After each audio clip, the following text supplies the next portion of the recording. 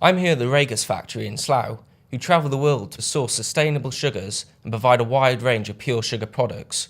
They have a team of sugar experts here in the factory, so if you need sugar, this is the place to be. I'm here with Ben Eastick, who's director of Ragus.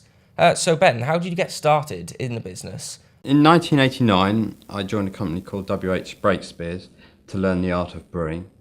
And then I joined the family business, which has been involved in sugar production since 1800. And in 1876, in the UK alone, there were 300 sugar companies producing brewing sugar. So that's the link that I had and why I learnt the brewing industry.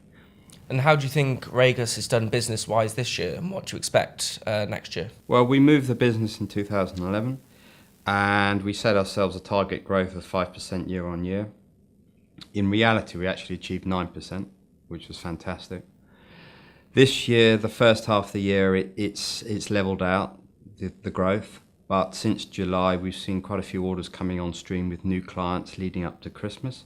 So with a bit of luck, we might be able to achieve a 9% growth this year. And do you have any plans to expand at all? Well, you've seen the steady growth that we've achieved since we moved. Ideally, we'd like to be at about 40,000 tonnes in the next few years and then take it significantly on to 50. Once we hit that point, we then would need to consider where or how much volume we want to put through the existing plant here. And what do you think about the proposed legislation on sugar? Is there anything we can do in the industry? The people that are considering making these legislations need to have a very considered approach to it and ask themselves what's the ramifications for legislation on sugar. So, sugar performs various functions apart from sweetness: colour development, bulking, mouthfeel, shelf life extender. You take that out, what are you going to replace it with? Will the product be as natural? And ultimately, is that product going to be more expensive? Does your company have any plans to counteract or react to the possible legislation? Well, Ragus makes pure sugars and syrups, and as such, those parts go into premium food and drink products. So, as a whole, the consumers that are deciding to have an indulgent product are not too concerned about what's in those products. And so the legislation is not really going to affect us.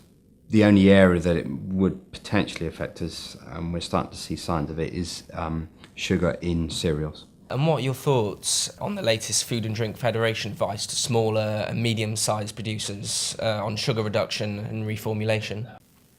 Well, as we've touched on earlier, they need to be very careful about taking out sugar. What are they going to replace it with?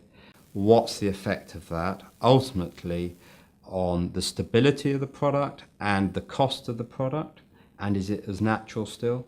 So there's lots of thoughts that need to go into that before making any actions.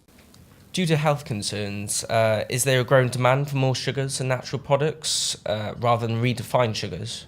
Absolutely. As you've seen with the growth of our business over the last few years, definitely a demand for pure sugars and syrups. However, the world consumption for sugar, general sugar, continues to grow, mainly because of Asia. But within the European Union, the consumption has remained pretty static at about 16.7 million tonnes.